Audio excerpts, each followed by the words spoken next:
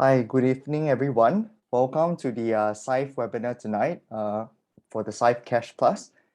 Tonight we have Ritesh, our Head of Investment Advisory at Syfe, and also our guest speaker, Toche, Senior Fixed Income Fund Manager from Lion Global, to share with us a bit more on the Cash Plus funds itself. Guys, shall we begin? Yep, thanks, Hayden, and welcome, Toche, to the webinar today. Thanks for participating. I think you've been here with us previous times as well. And of course, there have been some volatility in the markets related to, previously Huarong in April and now the Evergrande. So it'll be a very interesting time to get your valuable inputs on how you see the markets as well as its impact on the general liquidity solutions that you have for the wider audience, right? As well as we speak about the Fed tapering and interest rates rising and things like that. I think this is a very kind of an opportune moment for us to look at it a little bit more holistically and closely. So over to you. Would love to see how you guys are addressing these aspects with the liquidity solutions from Lion Global. Sure. Thank you, Ritesh. Good evening, everyone. And also thank you, Syfe, for inviting us for a chance for us to talk about our products. A quick background: Lion Global is owned by OCBC, and you guys know OCBC, and we are also owned by Great Eastern. And essentially, Lion Global is the fund management arm of the whole group. And because of that allows us to manage a lot of Sing dollar assets. And one of the key cornerstones in managing Sing dollar funds is our liquidity products. So with that, we'll jump right into the slides. We do have three products, which you can see on the screen here. I'll just quickly walk through them. Now, there are three funds you see here: money market fund on the left, enhanced liquidity in the middle, and then short duration on the right. And these three are a slight difference in terms of risk and therefore return, right? Starting the left product, money market fund, that being the safest. You can look at some of the details there. The weighted average credit rating, somewhere in the middle, you'll see that the rating is A+. Now the duration is also very short, right? 0.6 years, so it's slightly more than half a year. And the yield of this fund is currently 0.84%. Right, it settles T+1. Now the next fund, that's the enhanced liquidity fund. Now here, we designed this product to take a little bit more risk. I can see the risk is the product is, the credit rating is A-. Duration is very similar. Right, now the reason why we came out with this product is that when you have a money market fund, the first product we talked about, in Singapore, if you sell a money market fund, you have to adhere to very strict guidelines as laid down by MAS, right? So what we wanted to do is we wanted something that kind of is not restricted by those guidelines, but yet give us better return while taking a little bit more risk. So as you can see, our rating is a little bit lower. It's still very high though. It means A-, but the yield has gone up to, in this case, 1.37, right? And like the first fund, it's a T+1 settle. And the first two funds, by the way, money market and enhanced liquidity, this is done on a historical pricing, which means that the way we price the fund is done on an amortized cost basis. Now, think of it as imagine you put your money into FD, right? So let's say you put your money into 6 months FD. How would you price this so-called FD in 3 months' time, right? You kind of take your yield and you divide it by 2. So conceptually, this is what we meant when we say historical pricing, which is why the first two products gives us a very stable return. But of course, we cannot apply this kind of pricing to any kind of products, right? It has to meet certain guidelines, and obviously, it has to be a very short duration and has to be very high quality. So for the first two funds, qualify for us to be able to price it based on historical pricing, right? So that's the first two fund. Now the third fund, short duration bond fund. Now this fund has, amongst the three, has the most risk, but in the context of investment is actually still reasonable, right? The rating is BBB, that's investment grade. The duration is 2.2 years, and that gives you a better yield of 2.4. Now, let's go back a bit. When we say BBB rating, I mentioned that it's investment grade, but I was just going to give you some context of what is a BBB risk. In the Singapore context, sorry, can we go back to the slide? In the Singapore context, a BBB risk is something like CapitaLand, something like SIA. Your typical GLCs in Singapore is roughly between BBB or A minus, right? A caveat here is that Singapore GLCs are not rated by external, or most of them are not rated. Now, and in Lion Global, we do our own rating, right? I just want to give you a feel of what is a BBB risk. Okay, so yes, let's move on to the next slide. Now, since this fund has the most risk, let's spend some time looking at this. There are three key points here. We want to be able to have a sustainable return. Now, we want to buy bonds such that your yield is better than your fixed deposit. So right now, the yield of the fund is 2.4%. Now, I've already spoken about the rating. The rating is BBB, and the duration is a bit more than 2 years. This gives you some form of stability because a credit rating of BBB is pretty good. It's actually very high quality. And at the same time, we need to be mindful of the risk. So in order to do that, we diversify into more than 150 bonds. So this gives us a broad opportunity set. Now, the way this is designed is that we want to have a fund that buys into a lot of bonds, and investors will be able to accrue that yield over time, right? In investments, or rather in bond investments, there are three key risks, right? There's credit risk, there's interest rate risk, and there's FX risk. In this fund, there's no FX risk because it's all hedged back to Sing. So as a Sing dollar investor, you do not have FX risk. Duration risk, there is some. We are taking a 2-year duration. So there is some risk, but a 2-year duration is it's akin to you buying a 2-year bond. Okay, so that's what it means by a 2-year duration, right? I won't get into technical. I mean, a maturity and duration is slightly different, but you can think of it as a 2-year maturity. And what is left is your credit risk, right? Because we have to take some form of risk, and we feel that having a BBB credit risk is something that's palatable for investors. As I mentioned, I give you an idea of what is a BBB, and we think that kind of risk is reasonable enough for a product like this, right? So in essence, this fund is meant for investors to buy into and to basically accrue that coupon, so to speak, all right, or rather the yield over time. So that's our objective. Okay. Next slide, please. So next slide, we are talking about, I will skip the investment objective and management style, but the last portion, right, the last row, alpha source, is what I was speaking about, right? In bond investments, there's credit risk, interest rate risk, and FX risk. The last two risks, we either we basically hedge away most of the risk, and that leaves us with the credit risk that we are taking. Okay, the next slide. Let's look at the fund performance over time.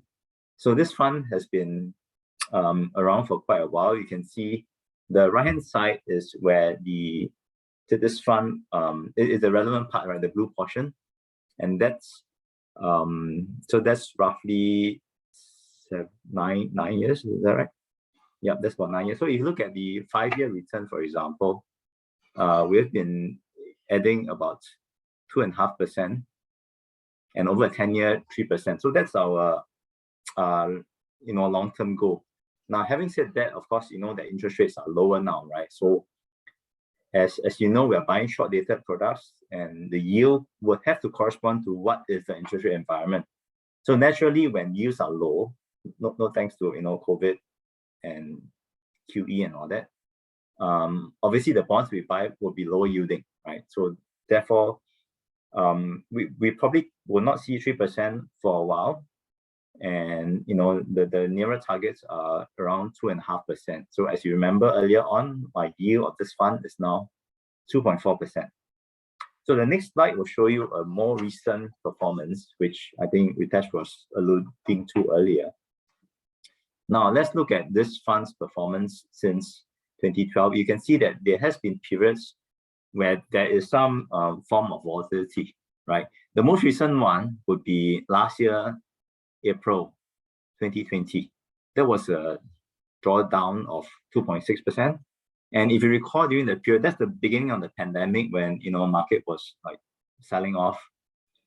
At the same time, if you recall, oil prices was also very volatile. So during that period, there was a period of market dislocation, right? So during that time, the bond market was actually in a way not functional. So that caused the bid-offer spread to really widen out. But the key point at the time was that, while we know the bonds that we buy are creditworthy, right? We're very confident of the bonds that we buy, that there's no default risk. Sometimes the mark-to-market can drop. So what's very important during these periods is that the fund managers have to hold on to that position, right? Because it doesn't make sense for you to sell something when you know that it's creditworthy. There's nothing wrong with the credit, but yet the market price just drops. You don't want to be selling. So what we did was we hang on to the position, and you can see that there was a very quick recovery, in the middle of 2020. So much so that for the year, we put in a pretty decent return. As you can see this table here, right? For 2020, the return of the fund was 4%. So you can see that despite the drop during COVID-19, the market recovered very quickly. Now, for this year, 2021, in first quarter of this year, you have the Hua Rong incident. So our fund, we had exposure to Hua Rong. We were still holding on to them actually. That caused another drawdown of, in this case, 0.7% over that period. Right now, Hua Rong, as you know, is a Chinese state-owned financial institution, right? They are in China. There's this 4 big AMC, which is designated to take over bad assets from their banks. If you recall, like almost 10 years ago, they were trying to IPO their banks, and they have all gone public. These AMCs, asset management companies, were meant to take over the bad loans. So the point is that these AMCs are very critical to the financial markets, right? And it still remains so. In fact, during the whole Hua Rong period, the Chinese government has been very consistent in sending out the message that they're behind Hua Rong, and that's very important. And today you see that has come true, right? Right, they have already organized equity injection into Hua Rong, and Hua Rong has not defaulted. In fact, the bonds have already gone back to close to par, right? So likewise, you see that the market, or rather the fund, recovered post the Hua Rong. So now that was first quarter. Now more recently, we do have the Evergrande incident, or rather in the broader context, the Chinese real estate sell down, right, in the bond market. Now, from the fund's point of view, we do not hold Hua Rong. We don't have any of these problematic real estate companies, but we do have exposure to Chinese real estate companies, right? The exposure is less than 5%, but nevertheless, despite the companies that we hold not having these problems, there were still some spillover effects, right? Because when spreads widen, when there's a sell-off in the likes of Evergrande and some of the weak names, the stronger names get sold down.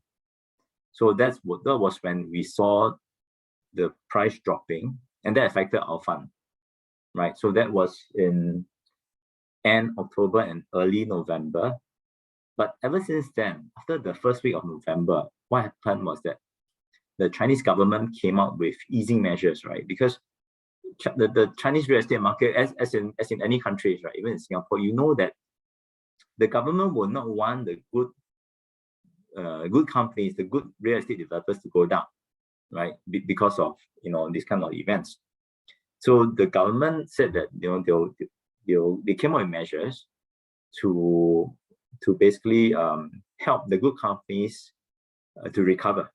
And in fact, so when they announced, they came up with 4 measures. I won't go through them, right? But after that announcement, you see the bond markets, the Chinese real estate bond market recovering. So that's why in November, in the second half of November, you see our fund recovering after the initial sell-off.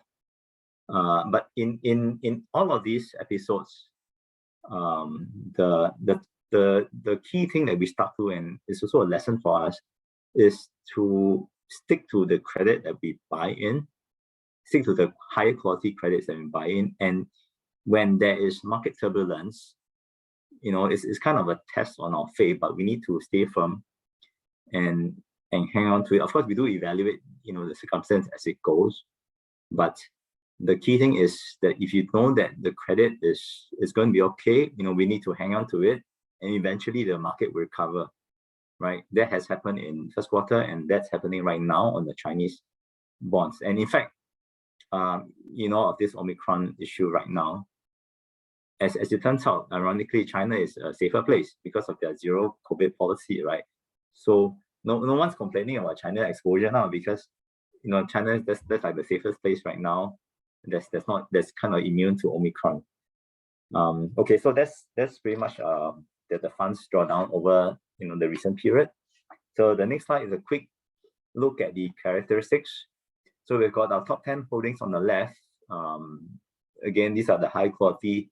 You can see that they are short dated names, right? The first 2 names matures next year. Manulife, the third one, there's a call on 2024, so that's already a 2-year bond. Keppel is a 5-year, that's a bit long. The next one, that's a Indonesian state-owned company, and so on. Right now, the geographical diversification, the bulk of it is in Singapore, and we try to, or rather, we want the Singapore exposure to be the largest, because this is, after all, a Sing-based fund in Sing dollars, and of course, a lot of our investors are based here, right? So we want to have Singapore as the biggest. And then following that, we need to diversify into other countries. So China is actually a single A rated country. So we buy into Chinese names. Most of them are state-owned companies or big conglomerates. Then you have, a bit from UAE, which by the way has been a very good performance. The bonds from the Middle East has actually done well. They are sheltered from obviously your Chinese real estate problems. And in this COVID issue, they're stood up very well. So that's for geographic diversification. On the right hand side, you see our exposure, real estate, but of course this is not all in China. The bulk of them are actually in Singapore. Followed by financials, we have banks, and then industrials. So this is pretty much the portfolio characteristics. Okay, we can move on to the next slide. The next slide will show us the distribution. Now, this is what I was alluding to earlier on. In the prior years, we were able to pay out higher distribution because interest rates were higher then, right? But this year, 2021, we know that interest rates are much lower. So we have to adjust our distribution lower, right? So we're still targeting around 3% distribution. Okay, so that's pretty much our slides on short duration bond fund. There are a few more slides. I'll just quickly talk about the other 2 funds. So this is the enhanced liquidity fund, right? So high quality is a short duration. We want to have a very stable price volatility. So the next slide, you can see that. Let me show the next slide. Yeah. Okay, so the blue line is the price of the fund. It has done well. So you can see year to date, it's doing 1%. So very nice, stable line. And the next fund, okay, sorry. So this is on the characteristics of the enhanced liquidity. You can see that it holds lots of MAS bills for liquidity purposes. Some credits, very short dated credits. Again, Singapore is the large as the largest allocation in terms of geographic. And of course, in bond investments, you can't escape from financial and the real estate sector. Okay, let's look at the last fund, right? The money market fund. This is the safest fund amongst the three, but unfortunately, the yield is also the lowest. The yield, it was 8%, 0.8%, right? It buys into 6 months or less papers. This fund has been around for a long time, November 1999. Next slide, please. Yeah. Okay. So this is the return of the fund. You can see the blue line again. Nice upward sloping. Year to date is giving us 0.7%. So again, decent return. Maybe adjust. Yeah. Okay. So the holdings again, top holdings on the left, very short dated funds, and again, Singapore is the largest weight. So you can see amongst the three funds, Sing is the largest. Now this fund, by the way, money market fund, you can see the cash holding is very high, 16%, right? So because this fund is the most conservative of all, so therefore the cash holding has to be the largest. So that's pretty much it for what we have to share. Just a note that during this COVID period, because of the low interest rate environment, a lot of investors have been looking for ways to improve on the yields of whatever cash you're holding. So because of that, what we've seen in the last 1.5 years, right, during this COVID period, that we've been seeing pretty decent inflows into all three funds.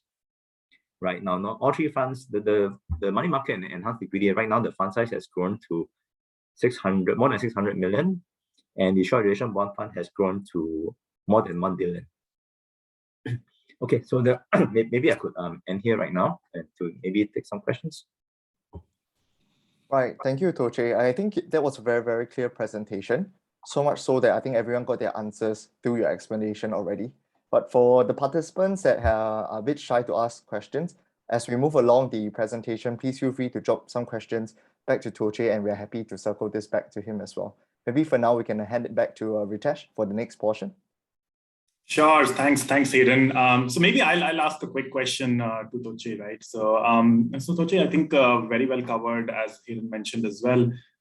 One thing that obviously a lot of investors are now, thinking about and trying to kind of scratch their heads is what is the kind of outlook going forward with, like the Omicron sort of variant on one side, Fed taper on the other side, and at the same time, the exposure and the contagion aspects that people are worried about from a China exposure standpoint, right? So taking those three things together, and based on the three funds that we have talked about, what kind of sort of yield profiles can people look at? What kind of volatility and fluctuations might happen, and then how should investors think about it? Right. Now, I'll address the 3 points, but the way it affects the three funds, obviously in different magnitude, right? Money market fund being the safest, that's the least impact, and short duration fund amongst the three will have the most impact. Now on Omicron, I mean, obviously, everyone's still wondering the severity of this virus. The impact has been really on the long dated bonds, right? You see the 10-year interest rates has been swinging up and down, right? Just based on headline news. In fact, the treasury yields are coming down, right? Like if yes, as a safe haven, I guess. It's been going down, and then yet, when there's a positive news, yields will go up again. And yeah, because I mean, like on one side, these factors are pushing the yields down. On the other side, interest rates and Fed taper should move the yields up. So there are two impacts, right? One is on interest rates on 10 years, on a 10-year yield, for example. Now, what's key to remember here is that we're buying the short duration bond fund. We're buying around 2 or 3 years papers, so that doesn't quite have that duration impact. But what's more important is the credit risk.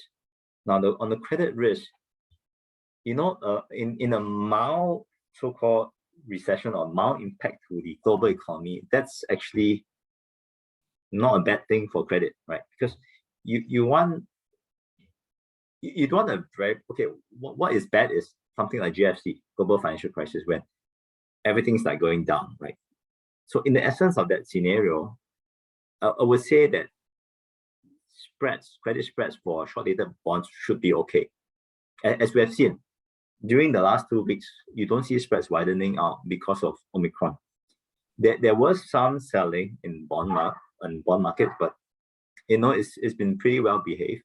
So as of now, I don't think it's going to be a bad impact, or rather, Omicron not going to have a bad impact on credit spreads.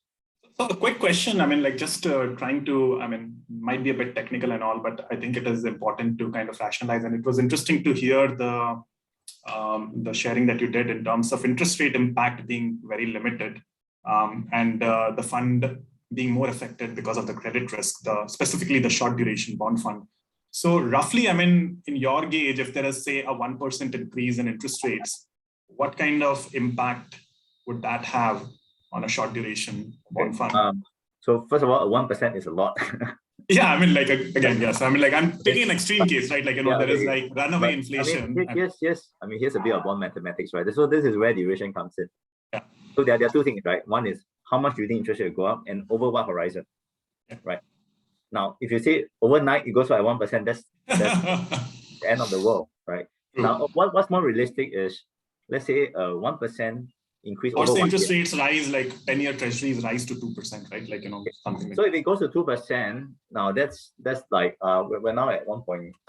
So that's about 50 basis points, okay? True. Now, if you move 50 basis points overnight, if your duration is 2, then your impact is 1%. So immediately I'll suffer a 1% drop. But obviously we're not going to see a 50 basis move overnight. Overnight basis, so let's say it moves over a 1 year period. Now you can say you can move more, you can move less, but just first for illustration, right? If interest rate were to be higher by 50 basis points over a 1 year period, so the short duration bond funds return, there are two aspects, right? One is, what is the duration impact? Now this is negative because rates have gone up. If it goes up by 50 basis points, my duration is 2. The product of this 2 is that I will suffer a negative 1% loss. Right? But the second impact, or rather the second element to returns, that's my yield. I will still earn my yield of 2.5%. So you have to take the 2.5% minus the 1% to get a total return.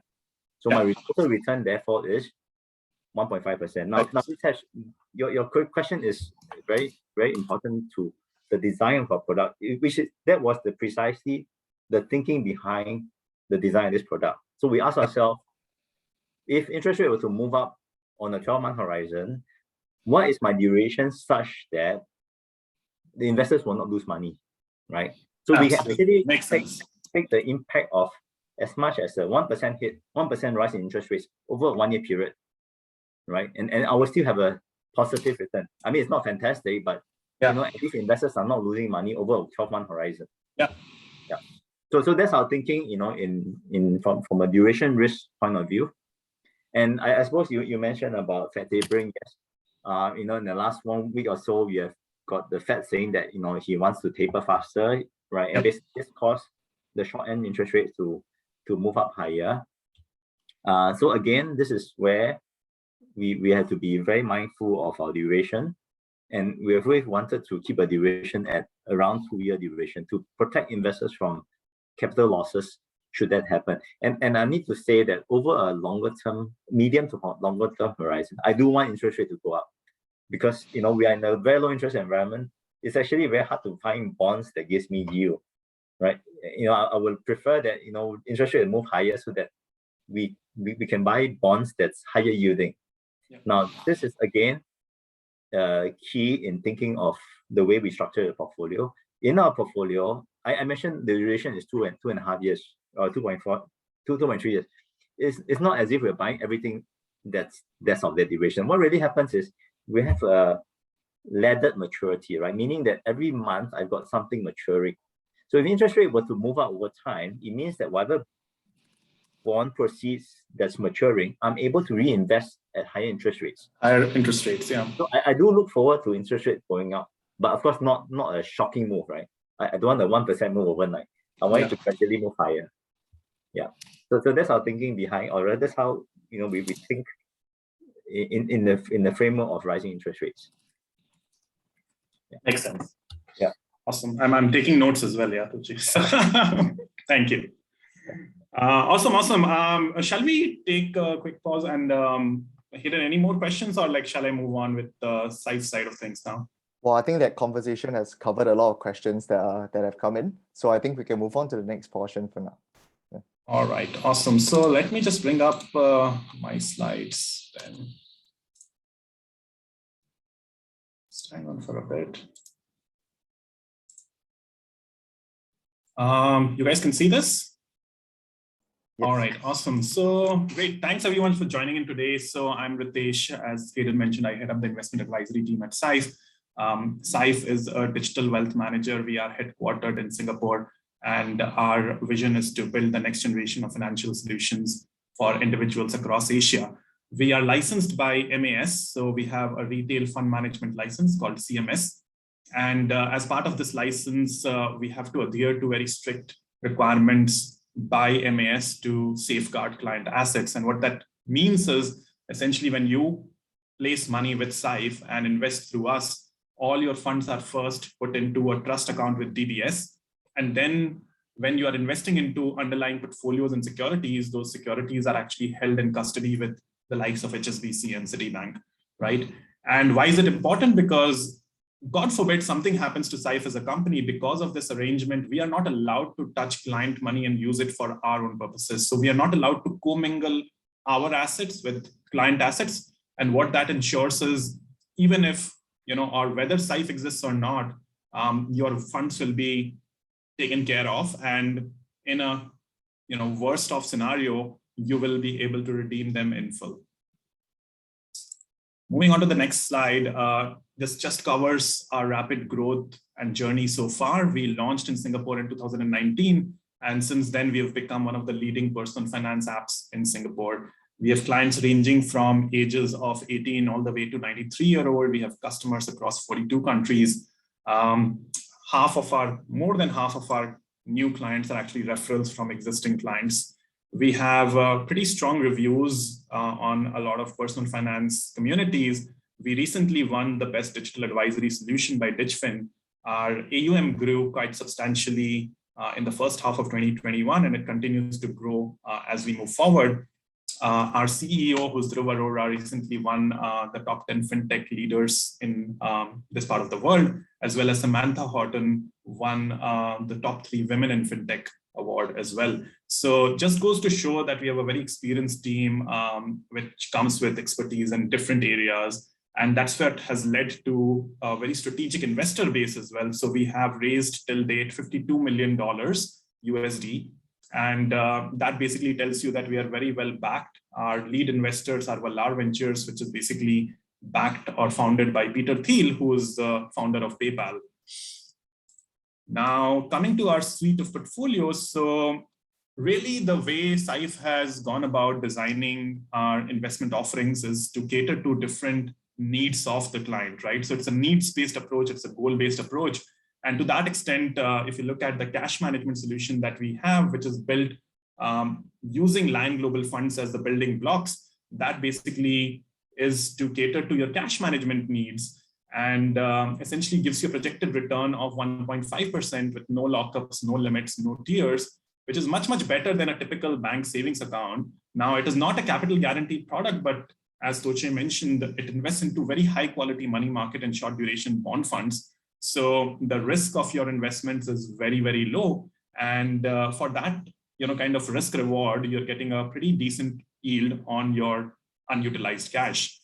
The second portfolio is your REIT Plus portfolio, which basically caters to your income and growth needs. So it's a combination of income and growth that you can look forward to from our REITs Plus portfolio. It is Singapore dollar denominated.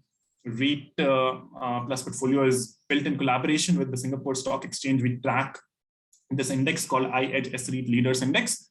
And as a tracker portfolio, this generates close to 5% dividend yield. And on top of that, the way REITs are structured, they are also listed on the stock exchange. So over time, as the price of REITs goes up, you can also expect some growth. Over the last 10 years, I think the REITs portfolio has generated close to 9% which of which around 5% is the dividend yield as well. So essentially, it gives you that combination of income and growth.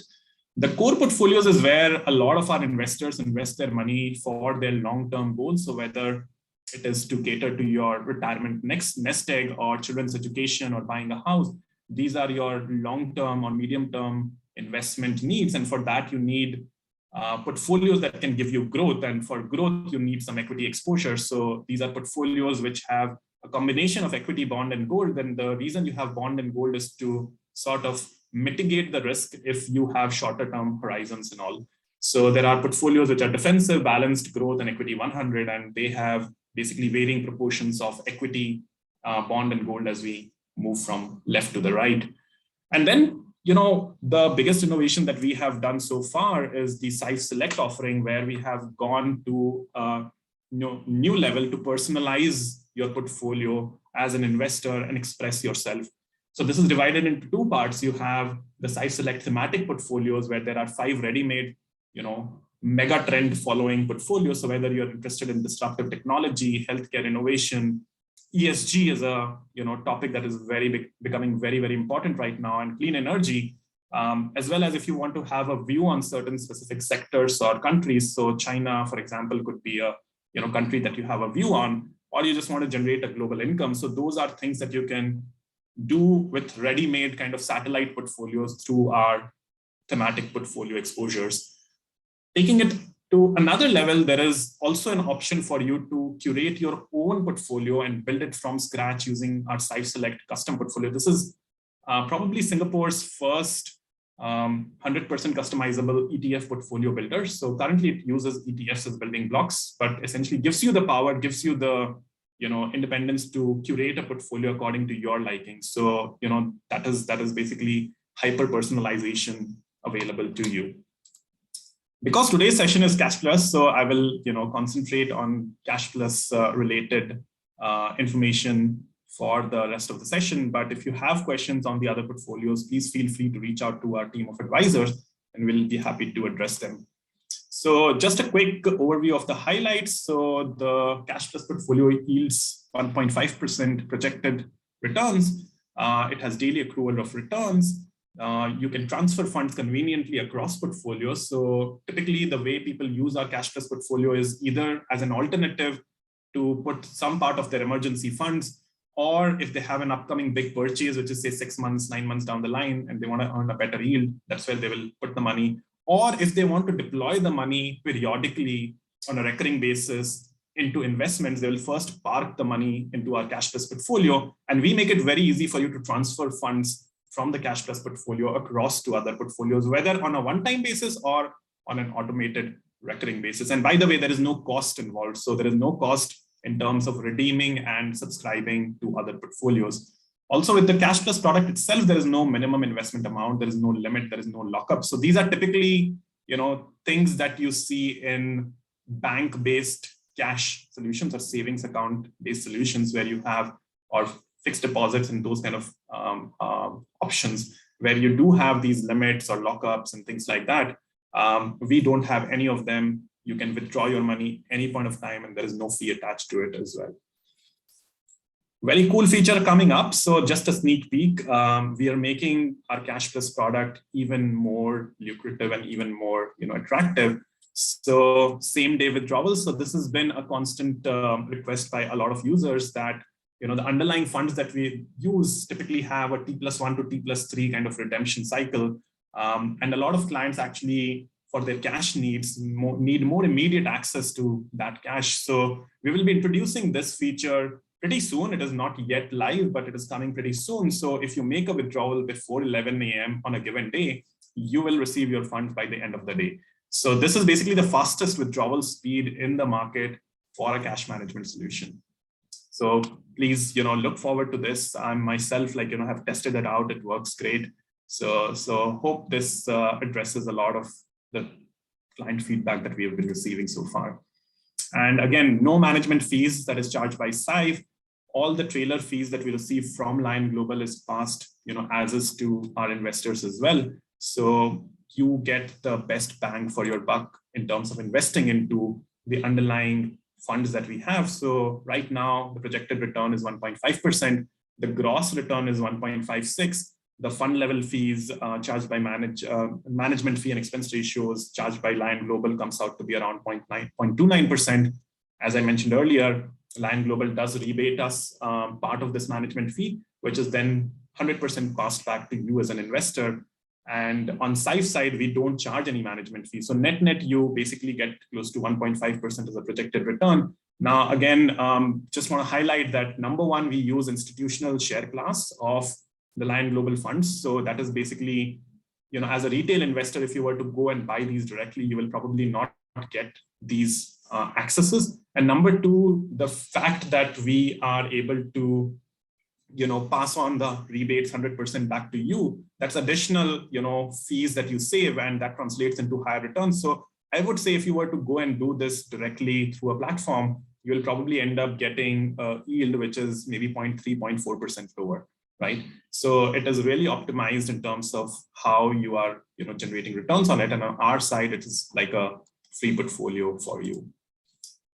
In terms of funds within the Cashless portfolio, it is roughly equally distributed between the three underlying funds that Toche has mentioned. So we have the money market fund, we have the enhanced liquidity fund, and we have the short duration fund. And if you see, the reason for that is essentially to kind of spread your risk across these different strategies. The overall duration of the combination comes out roughly to around 1.1 years. So that's the duration that the combination comes out to be. And the maximum drawdown that this combination has had, and Toche shared that in 2020, it was close to 2.5% for the short duration bond fund. But because we have the money market and enhanced liquidity, the overall drawdown was less than 0.8% for this combination in 2020. So that's kind of the worst case drawdown scenario. Think of it from a standpoint that if you invest $100, the max potential drawdown will be 0.8%. So 99.2 is the value that you can, kind of have a temporary sort of loss. But again, the way the funds are managed, the credit quality is very tightly sort of controlled. And what that means is you don't sell when these situations happen, and essentially the pullback that you see is quickly recovered and typically within a month or so. In terms of impact of different factors on the cash plus returns, I think, again, Toche covered it pretty well. I'll just highlight it one more time. There are two factors that can affect it. One is the interest rate movements, and the other is the credit risk. On the interest rate, it's kind of an inverse relation. As interest rates move up, the bond prices come down.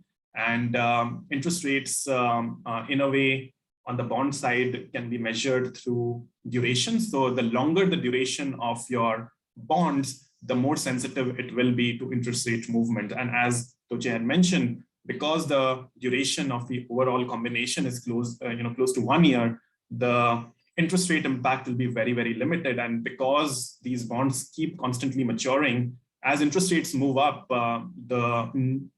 as the bonds mature in the portfolio, they'll be redeployed into higher yielding assets as well, right? So essentially that, combination is optimized to cater to these requirements. On the credit side, again, because bulk of the portfolio is essentially into enhanced liquidity and money market, the credit risk is very, very minimal, and pretty much comes close to like that A- to, B, triple B kind of setup and all. So the portfolio, because of that, in terms of returns, you will see is not had big episodes of drawdown. So if this is the returns that you will see for this year for Cash Plus, and if you observe the two incidents that Toche had mentioned this year, right, Huarong as well as Evergrande, right? So Huarong happened in the April month, and then Evergrande happened close to October. And what you see is the Cash Plus portfolio has had a consistent return through the different months over the period year-to-date basis. There have been 2 periods of negative return, but if you see the size of the negative return, it is very, very minuscule, right? It's 5 basis points. So, essentially 0.05%. And what is even more important to notice is the kind of quick recovery that the portfolio has in the subsequent months. So if you are an investor who has an investment time horizon for your cash management needs, which is greater than 1 or 2 months, this portfolio will actually generate you a much better kind of a yield profile than something that is just lying idle, right? So one thing that I would caveat is have that, patience if you're investing into this portfolio, that there could be some periods where it is kind of stagnant or has a small kind of a drawdown, but it will have quick recoveries. And what that means is if you can hold the portfolio for at least 2 to 3 months, you will see a pretty decent yield pickup, and it will trend towards the projected yield that we are showing to you.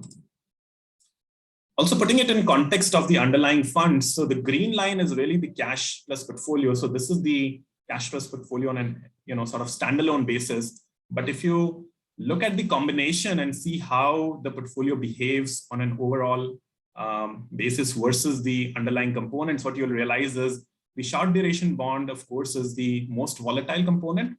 Then the enhanced liquidity has a decent yield pickup, but because it is amortized cost, as Tochi had mentioned, and it is measured or sort of computed on a historical pricing basis, you don't see much fluctuations on the red line. Similarly, on the blue line, which is the money market fund.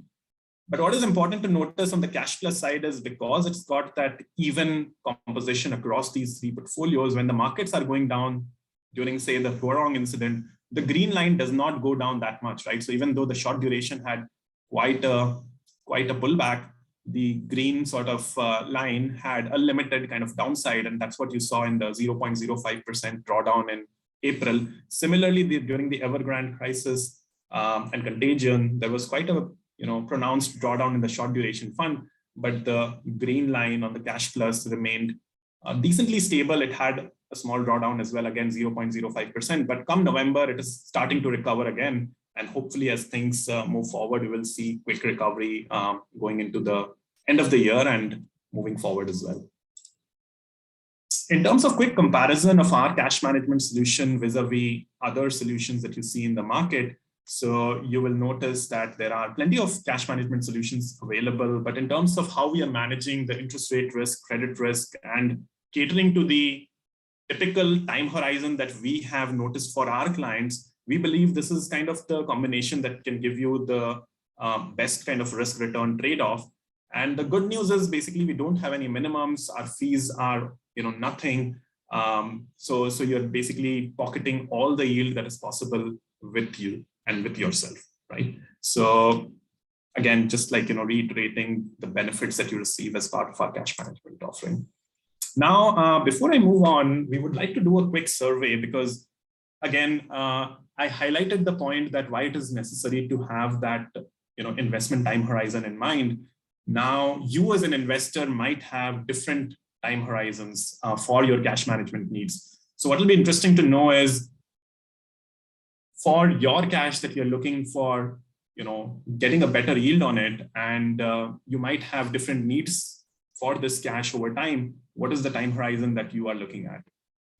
So maybe we'll give you a few seconds, maybe 30 seconds, and then we see the results. So the question is, what is your time horizon for your cash management needs? 1 month, 3 months, 6 months, 12 months and above.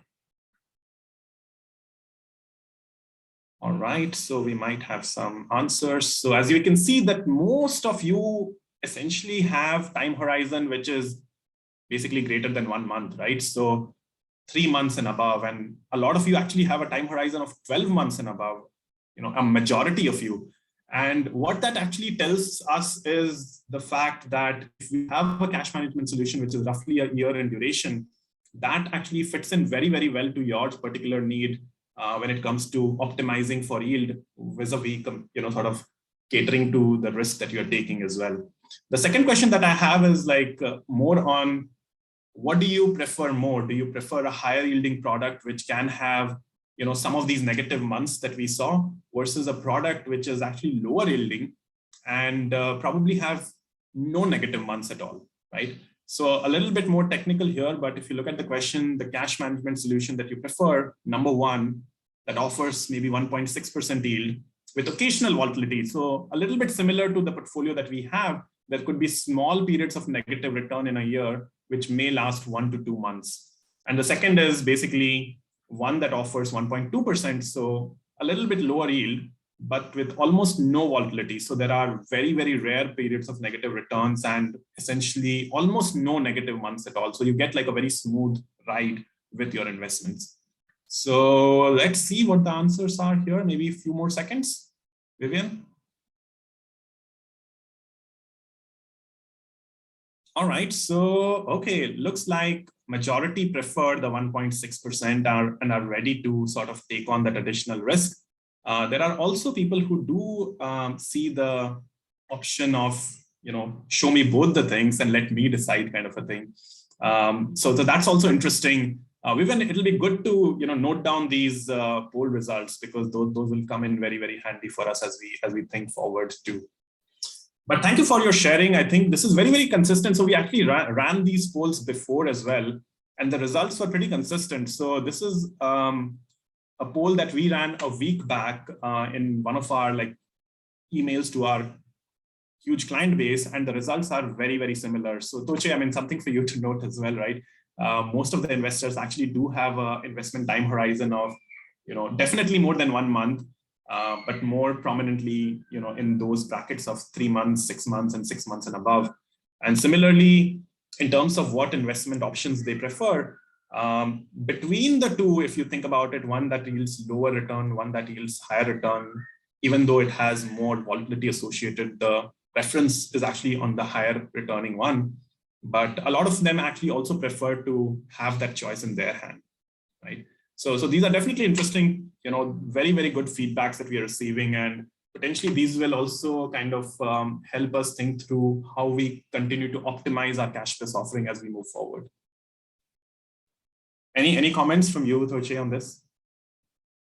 No, well, certainly it's insightful to know that, as we know, it's a trade-off, right, between more stable but yet lower return, or you want a bit more risk.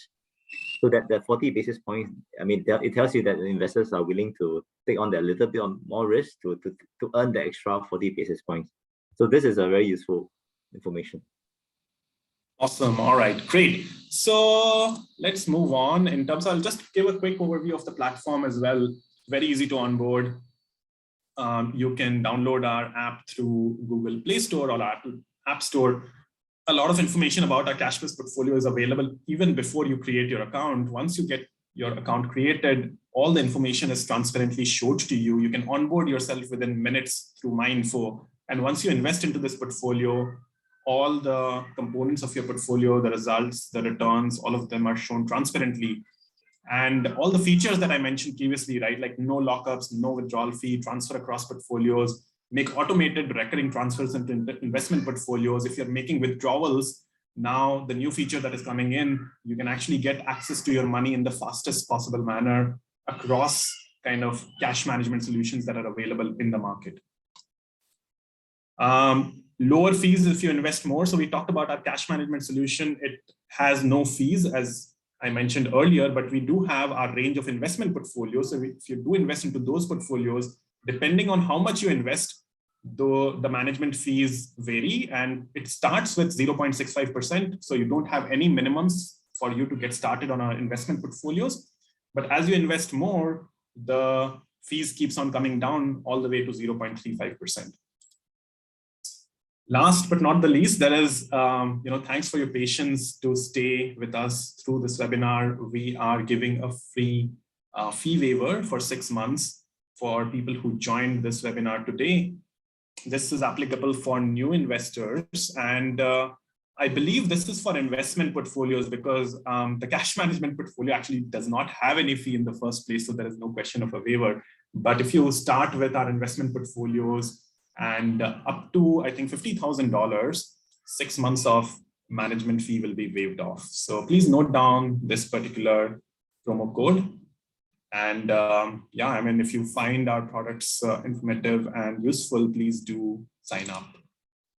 If you have more questions, reach out to our wealth expert team, very seasoned. Hayden is there with us today as well. But if you have more follow-up questions to do, please reach out to us and we'll be happy to oblige.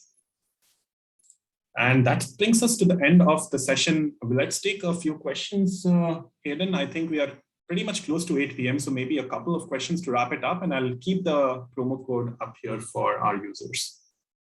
Sure. So Ritesh, I think while you're explaining the Cash Plus highlights earlier, one of our participants is question is that if we do a transfer funds across portfolios, is there actually a chance of which there's some level of capital loss or price movement amidst this shift between Cash Plus to the other portfolios? Not really, because what happens is the day you move your money from the Cash Plus portfolio to other portfolios, you'll get the price of that particular day. So there is no question of you losing money kind of a thing for your Cash Plus portfolio. What can happen is the value that you see on your Cash Plus, depending on at what time you saw that value, it might be a day-old value or the current value, right? So if it is the current value after the NAV run and all, then essentially you should receive that amount and all, if I'm not mistaken. But otherwise, like, it might be a day old, so there might be a little bit of a difference in terms of what value you see on your dashboard, because the exact value of your investments in the Cash Plus portfolio will be determined based on the current prices, right? So when we liquidate from your Cash Plus portfolio, the price of the underlyings that we see for today will be the value that you get, and those proceeds will then move to the target portfolio. Right. Thank you, Ritesh. I think one question here, maybe I'll post this to Toche. So I think he has briefly mentioned this earlier, but I think for the benefit of someone that may have joined a bit later, what is the outlook for 2020 for a portfolio like Cash Plus? Okay, so 2020, we think that rates would go up. But as Ritesh mentioned, the effective duration of, or rather the resultant duration of your Cash Plus is actually 1 year. So it's akin to you putting a 1 year deposit. There could be some opportunity cost in you putting later, or rather, in rates going up. But one has to remember, that you need to take some form of duration risk in order to earn a yield, right? So in a way, there's no free lunch here. In the overall context of things, a 1 year duration is very, very little, right? It's putting into FD, 12-month FD. So I wouldn't be concerned about rising rates for a product like Cash Plus. I would be concerned if you were to buy a long-dated duration bond fund, right? And when I say long-dated, we've got bond funds. I mean, we do run other bond funds, duration of 6-7 years. So those kind of instruments or products, I would be more careful. But certainly a Cash Plus product, it's really safe. So I wouldn't be too concerned. Right. Thank you, Toche. And before we end off the session, I would like to thank Toche for joining us this evening again. And Ritesh, any closing statements from you before we end the session? No, I think thank you from my side as well to Toche and Nicholas for joining us today. It was highly insightful, all the things that you covered. As I said, I actually took down notes because we are constantly thinking about our Cash Plus portfolio, how to optimize it going forward. And again, these are things that you talked about are basically top on mind for our investors, for myself, and for our investment team as well. So thank you for your sharing, and I hope all of you who have joined in today got a very good understanding of our portfolios. And if there are any follow-ups, please feel free to reach out to us. Otherwise, thank you so much for joining in tonight. Yeah, thanks, Thank Syfe, you, for having everyone. us.